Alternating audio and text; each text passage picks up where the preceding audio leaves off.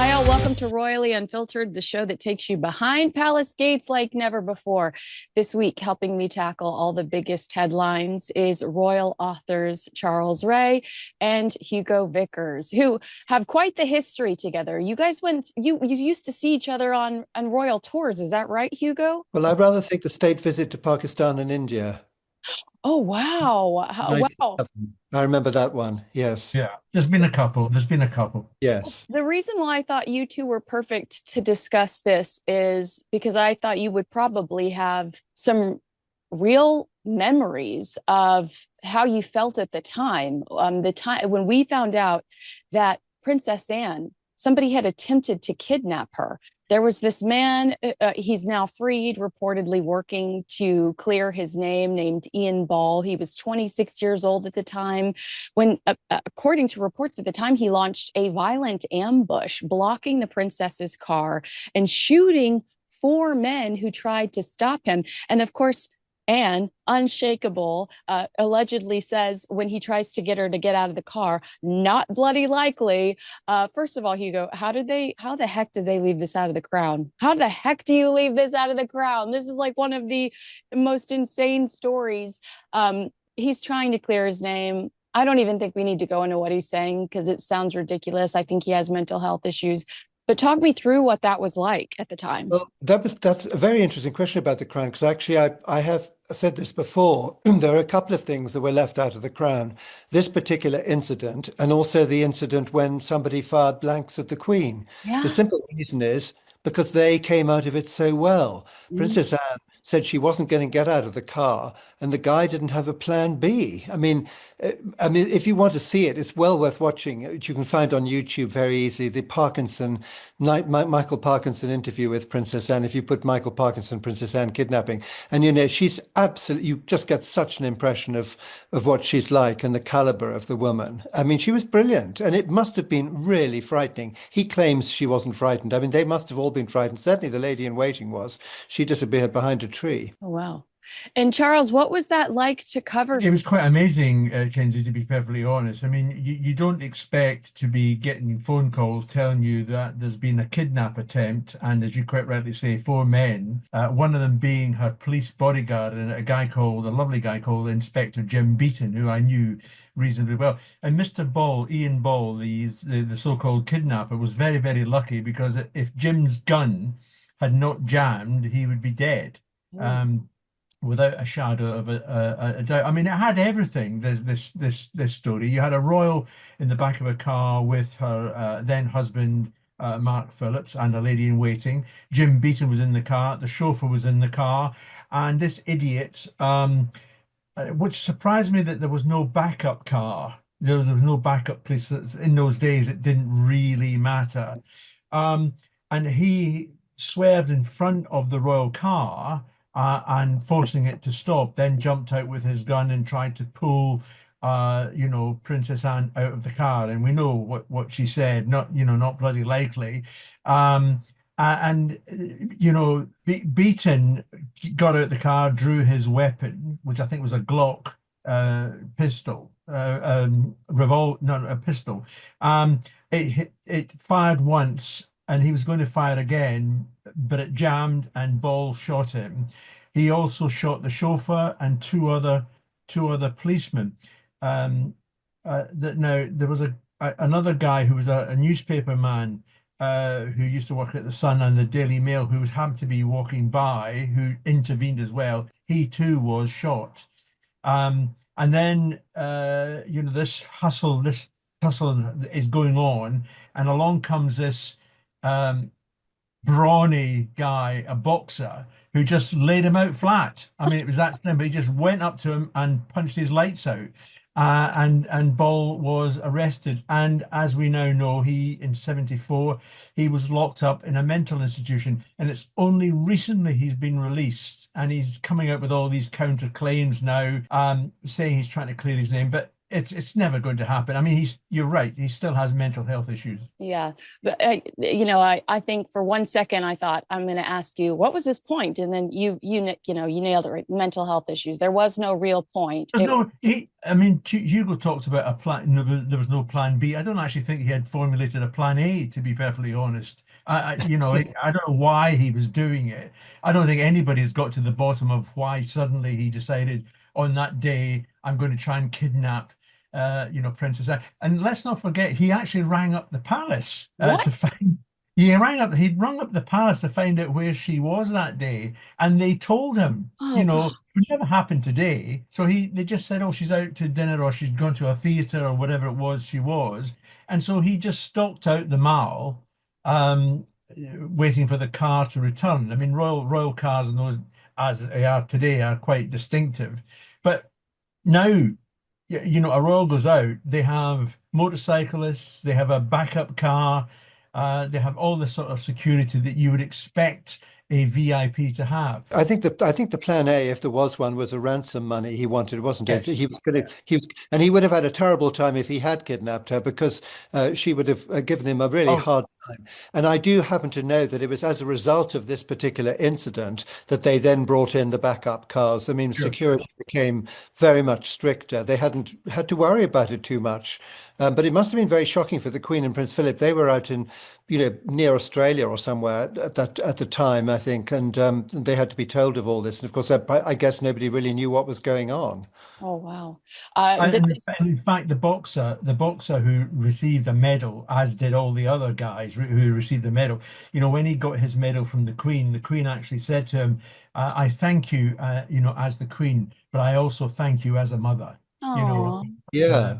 for what he did." That's so sweet. Well, that's interesting, Hugo, that it's changed the strategy for security, the security that we see for the royal family even today. Have there been any other strict or dramatic changes in the strategy of royals, probably post Princess Diana, or no? I think probably post Mountbatten being blown up by the IRA, I think then there was a lot of extra security because I may have told you this, but once I had to deliver some programs to Royal Lodge when the Queen Mother was there, and I literally just drove up to the gate and I said, I've got the programs, and it was on a Saturday evening, and they said, fine, and so in I went, and I'd never been there before, and I eventually drove up to what looked like the front door, and the door was open, and there was a small figure with two dogs, so the hat pulled over its head. It was quite clearly the Queen Mother. She disappeared into the house, and I drove up, and although the door was open, I rang the doorbell,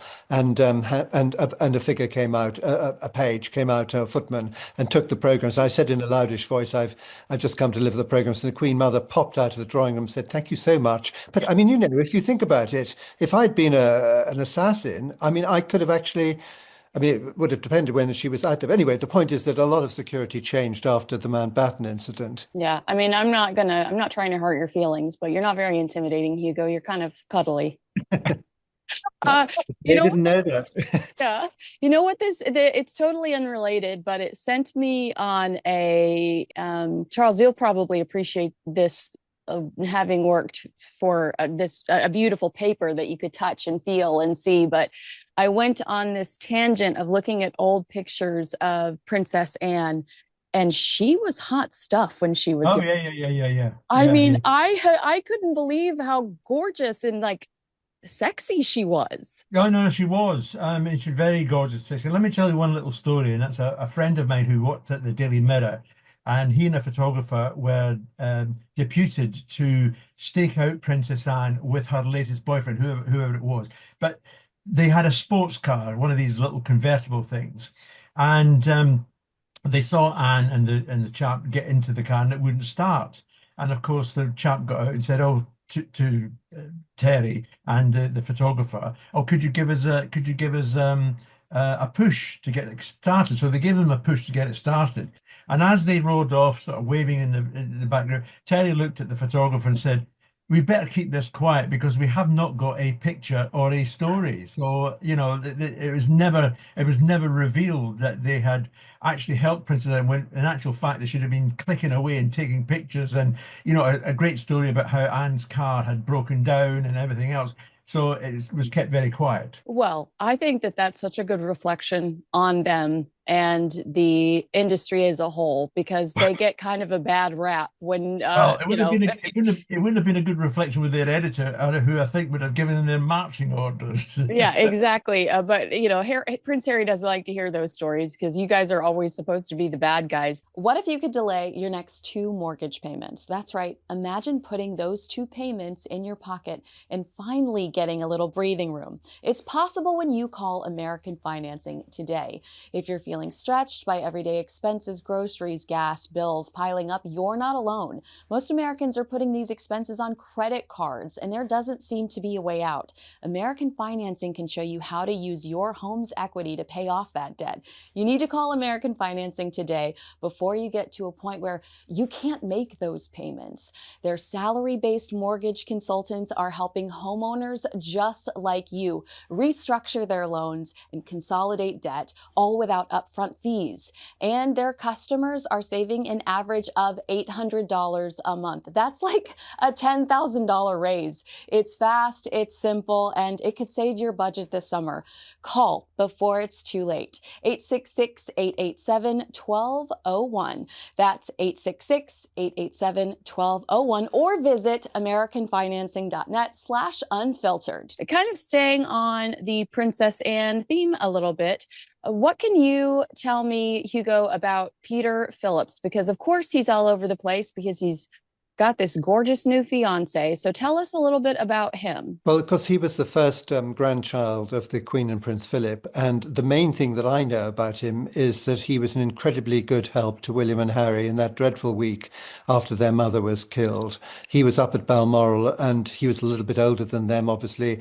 And he was the great mainstay.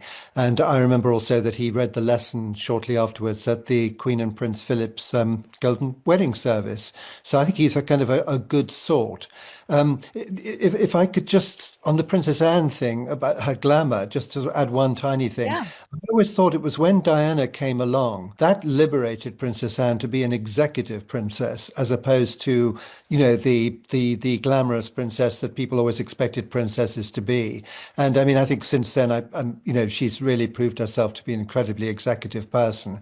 I think she's much more comfortable in that role, but she certainly was very glamorous, no question about it. What a great point. It gave her the freedom to allow, she's like, this is your role now. I'm actually going to pursue things that are meaningful to me. And I don't have such bizarre standards whenever I walk out of the house now. I know that there's been a little bit of scandal when it comes to Peter Phillips. He's actually the perfect example of why you can't be, and he's not half in, half out. He doesn't have a title, but it's almost the example of like how royals, DNA or not, title or not, are held to a higher standard. So you have to be super careful. You can't be like selling milk. And was it Japan? Was that what it what Yeah, I think it was Japan that he was selling. So as his sister, Zara as well. I mean, she received sponsorship from places like Land Rover, Range Rover, a very high prestige type car. But you have to remember these two are not on any royal payroll. Right. They're like us. They have to make a living somehow or other, and it's a glamorous way of making a living. I mean, Zara is an accomplished horse rider, show jumper, and dressage and everything else. And Peter is a businessman, and he gets on with life. But going back to the point of their roles within the royal family, they don't really have a major role. They don't do royal duties. They don't perform for us. We only really see them at events where it's a family matter, like Trooping the Colour, or a family birthday, a family celebration of some description. And I've noticed through the years that Peter always gets and always has had a very, very warm reception from all the senior royals, from the Queen, Prince Philip, now Charles and Camilla. I mean, he is quite central to everything.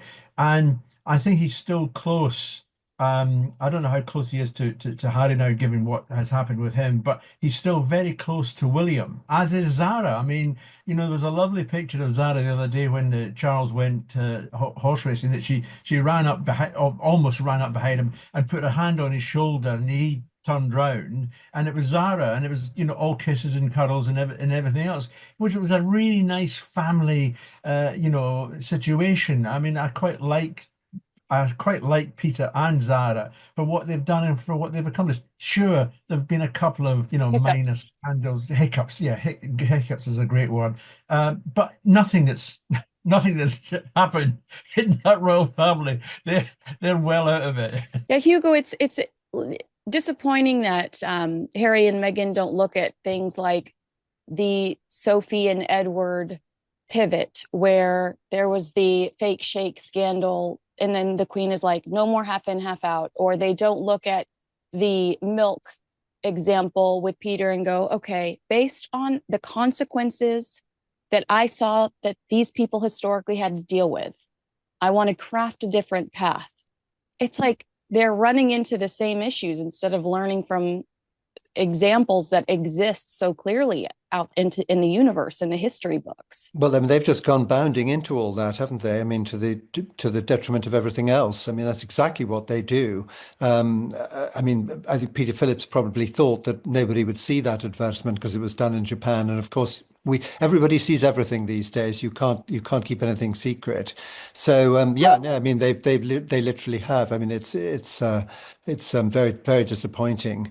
Um, Charlie will remember that, in England, we used to have these placards for the evening paper which said Queen's cousin in trouble or something. You bought it eagerly, and it was always somebody you'd never heard of, who happened to be a cousin of the Queen. So, if they can possibly sort of link anything to the royal family, they do. And that's where occasionally, I suppose, Peter and Zara have got into a little bit of trouble. If they were doing that for Harry and Meghan, they'd be on the front of those placards every day. Every day. Yeah. I mean, we should stress that Peter Phillips and Zara are actually pretty pristine when it comes to members of the royal family that have likely disappointed the Queen, or grandchildren of the Queen that disappointed her the least. I think that they would probably shine in that department compared to some of the other things we've seen. Hugo, is it okay if I read this thing from the Daily Beast, or do you disagree with it so much you don't want me to repeat it? Please read away. Okay. According to the Daily Beast, Peter's nickname behind his back in the family is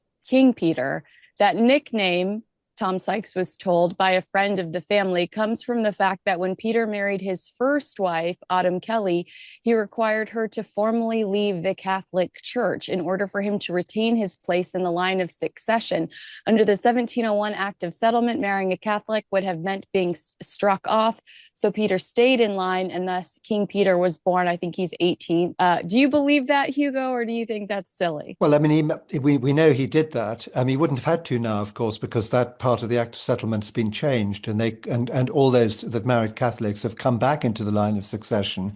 And lots of people have different nicknames. He may well be called that under certain circumstances. Of course, you can see a situation where he could end up as king, I suppose, because if anything happened to the Waleses, and we decided that. Well, I say we, the British government decided that actually Harry and Meghan were absolutely out of the question, and Prince Andrew and his family were out of the question as Wow. well. I Guess, haven't ever thought about that. yes. So, these things can happen. So he wants to keep his options open, obviously. But of course, the other thing, which is a great myth, is that Princess Anne decided not to give her children titles. Oh, tell us about that. Well, George V, when he originally changed it to the House of Windsor, he said Royal Highnesses were the sons and daughters of the sovereign and the sons and daughters of sons of the sovereign. And that's why Princess Mary's children, Princess Margaret's children, Princess Anne's children didn't get any titles from their mother. In the case of Princess Margaret, they created Anthony Armstrong Jones and Earl. So that's where their titles come from. So the only way you could say is, well, Mark Phillips, I don't know whether he was offered a title or not, but they obviously decided not to take it. That's fascinating. Thank you so much for sharing that. Okay, Ray, you just mentioned how close Peter Phillips was to both of the boys, which of course has generated whispers that potentially, I know that it's like we say it so much that we wish we could remove it from our vocabularies, but there could be a potential royal reunion at the Phillips No, wedding. I'm so glad you immediately went there because I wanted to say, no. like, I don't think Prince Harry will attend, and I'd love for you to expand. Whether Prince Harry attends or not, there just will not be a reunion. I mean, Yeah. for a start, I doubt very much if Meghan and the children would be at the wedding in any case. It would be so wrong for her to just turn up, and she will be in an area full of people who clearly don't have much time for her. So I don't think she's going to put herself in that situation of being the odd one out. I mean, Harry could end up being at the wedding, but I suspect it's going to be very much like he has done before. He would fly in for that. I mean, it is his cousin, so you would expect him to be there, as he was for Lord Fellowes' funeral. So I would say, yeah, yeah, he's possibly going to be there. I mean, as I say, I don't know how close Peter Phillips is still with Harry or whether they still talk to each other, but you would expect him to be there. But as far as any royal reunion goes, I mean, I'm of the opinion that this tale of a royal get together of a rapprochement on both sides, it's never going to happen. It cannot happen. You cannot have the king trusting his wayward son ever again. In my view, it's certainly not going to hold much water with William. I mean, who has lost his temper, lost his patience with his brother, which is a great, great pity because those two guys could have, been a force of good and, nature all the way through. So I'm not someone who thinks that it's ever going to happen. He might turn up, but it will only be a quick flying visit. I mean, I suspect he'd be going after the second glass of champagne. Hugo, what is your verdict? Do you think that Harry would even attend? It was recently that like one of his dear friends got married and he didn't show. So I'm wondering if he would even make an appearance at this wedding, knowing how tense things have become. I mean, post that BBC interview where he contradicts himself by saying someone is out to get him, alluding to his family, and then minutes later saying he's desperate for to reconnect with his father. Well, the bride and groom would be very unwise to invite him because it would be a big distraction from their happy day apart from anything else. But that's the trouble with him when either of those two, if ever they appear, people just focus on them. And in happier times, if you remember, was it Pippa Middleton's wedding, I think, that Meghan Markle didn't even go to the wedding out of politeness in the days when she was behaving well. She just went quietly to the reception. I think it might have been Pippa, I'm not It sure. was. You're right. You're right. It was one of those weddings. And so, to that degree, who would want him there? He'll just be a distraction. And so, and it'd probably be a very small wedding anyway, because it's a second wedding. It's not likely to be a big event. I Well, wouldn't have have. you seen Meghan Markle's second wedding? Well, that was, yes, you're right. You're right. That was a bigger event than her first wedding. I have to, I bow to your superior memory of these things. Well, the first one had marijuana, so some might consider that the most fun wedding of the two. Although the second one had Idris Elba DJing, so that's pretty cool too. Let's move on to Meghan Markle because I know this is Hugo's favorite topic. God love him. I'll start with you though, Charles. Have you ever in your life seen somebody that celebrates themselves as often as Meghan Markle does? Mother's It's Day, there was Meghan wishing herself a happy Mother's Day on Instagram. And now for her birthday, can I read you this post? It's sure. it's clearly Meghan to me and to Tom Sykes of the Daily Beast celebrating the woman behind it all, says her As Ever brand page. She pours her heart, vision, and magic touch into every detail. And today we raise a glass to her. Happy birthday to our founder, Meghan. Does that not give you goosebumps? No, it doesn't. What it says to me is, please pass the sick bucket. I mean, it's just appalling. I mean, if she didn't do it herself, then there's some sycophant in her office was trying to get, some A brownie. raise, a bump. Yeah, trying to get some. We call it brownie points. You call it a bump, but it's the same thing. to curry favor with her. But I'm like you. I wouldn't have put it past Meghan to sort of, nudge, nudge, wink, wink, shove this on the site, because it will have been the only royal, or the only message that she would have got from any members of the royal family. I don't think they would have even recognized the fact that she was 44. And it's Meghan all over again. This is her, this is how she does things. And it's all, as you mentioned, Mother's Day and everything else. Isn't it amazing how many black and white pictures she manages to produce, throughout a year? They're all sort of stage managed pictures, and everything else. I mean, everything they do, it's the opposite of touching things and turning to gold. They're the exact opposite. It just turns to dreadful stuff. Hugo, do you think Prince Harry is becoming, like a pretty good photographer based on all of the pictures of Meghan Markle that have been circulating lately on social media? Because she can't have a photographer around 24/7. Do we think it's Harry chasing her around with an iPhone 16? Well, he hasn't got anything else to do, has he? One must remember that the 4th of August will always be a red letter day for as far as royal birthdays are concerned. And I don't mean Meghan Markle. It was actually the 125th anniversary of the birth of the Queen Mother. And it used to be very well celebrated. So I think that rather eclipses her particular day. But anyway, that's just my opinion. No, he may well be running around taking photographs. I mean, as I say, he's got nothing else to do. I know you weren't surprised by her wishing herself a happy birthday. She also posted a picture around a dinner table, blowing out a candle, thanking Prince Harry and thanking all of her fans for the love and support. Do you just think to yourself, don't you have better things to do? Like, or shouldn't you be doing anything else than, another victory lap? Just seems like she's constantly celebrating herself. I mean, that's what she has to do, isn't it? As we've said many times before, she's the celebrity, so she has to keep reinventing herself, and as none of the things that she does seem to work out very well, she's always coming up with a new idea. I mean, full marks to her ingenuity in keeping going and her stamina, but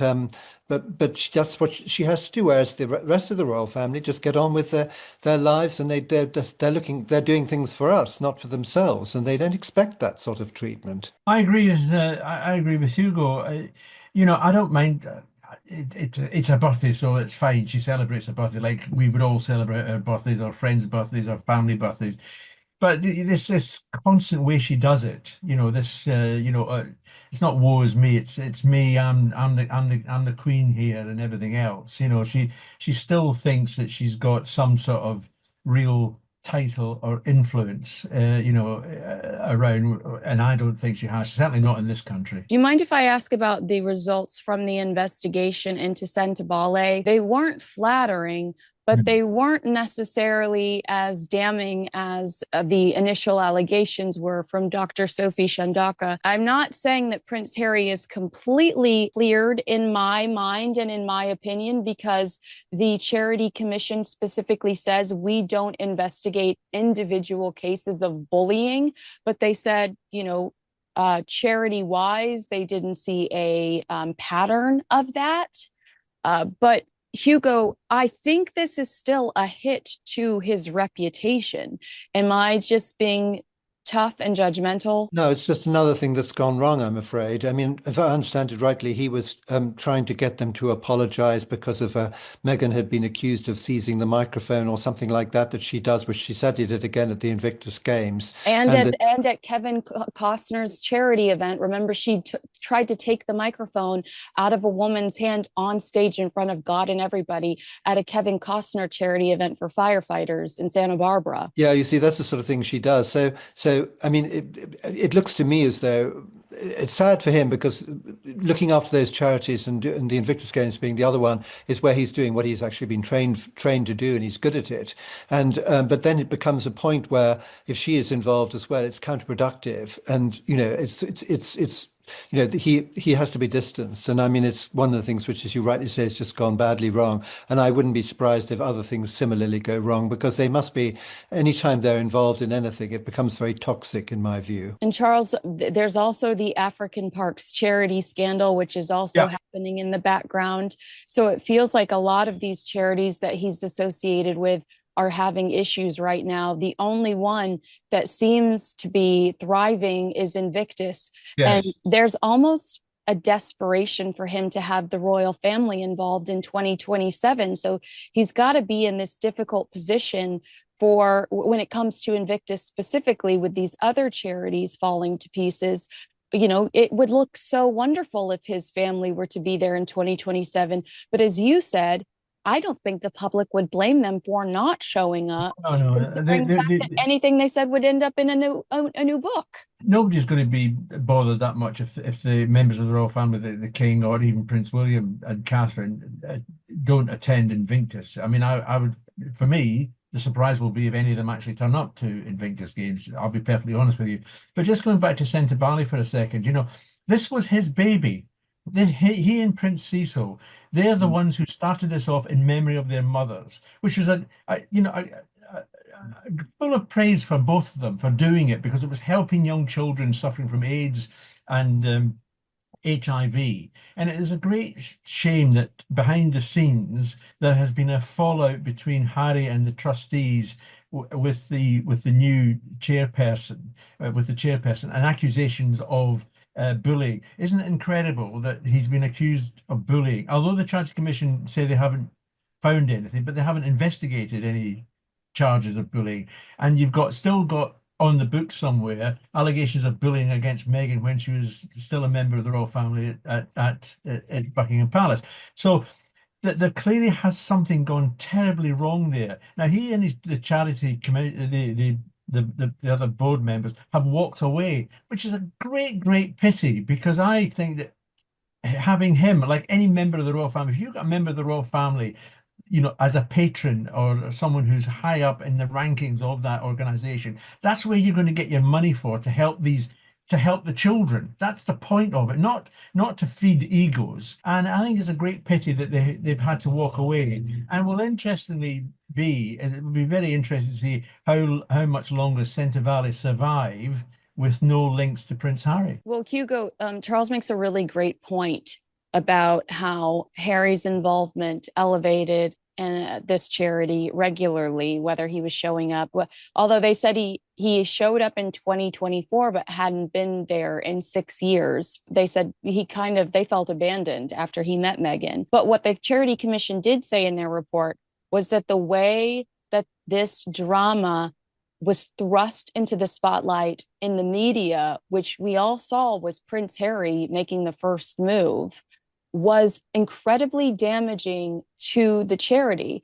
So they're almost saying, like, you should have behaved differently. I mean, to me, that is pointing a little bit of the blame at Prince Harry, because he's made the first move when his team tells a London paper that he's out because Dr. Sophie Shandaka is impossible. Yes, I mean, I think that's the problem, isn't it? He's now more trouble than he's worth. And I mean, I would hope very much that the charity can go on, that it's been set up, and that it exists as an entity. And if it's properly run by people who know what they're doing, that should be all right. I mean, as I say, I think it's become counterproductive having him involved, and that's the awful thing. I mean, maybe the same thing will happen with Invictus Games. I don't know. Charles, you made a really sad point earlier when you talked about what could have been with Prince William and Prince Harry. And they've been fighting for so long that I hadn't even imagined that for a second in so long, just how powerful they could have been together and the good they could do together. Your jaw dropped when these two used to walk into a room together. For sure. It is so devastating when you actually sit back and think about the consequences of all of this. I remember having a conversation with Princess Diana once about the boys, where she was convinced that when William was king, his number one man would be Prince Harry. She described him as William's wingman at the time. And if you look at it, and when William is king, the obvious person to be his advisor would be his own brother. That's not going to happen now, which is a great shame. And there would have been a powerful force together. I mean, you would have got William, Catherine, Harry, maybe Meghan.